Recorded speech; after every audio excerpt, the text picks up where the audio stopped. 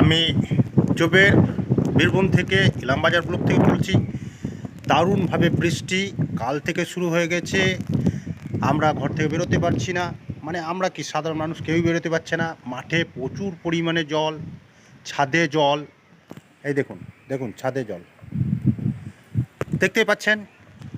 আমার সঙ্গে কোনো ক্যামেরাম্যানও আসতে পারছে না, আমি একাই ক্যামেরা ধরে আছি এবং আপনাদের সঙ্গে লাইভে আছি।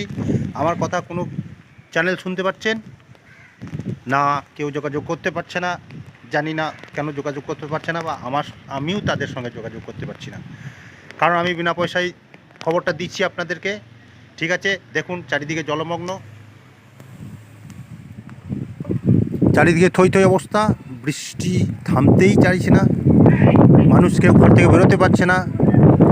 চারিদিকে শুধু মুরগি মাংস আর বিরিয়ানি রান্না হচ্ছে।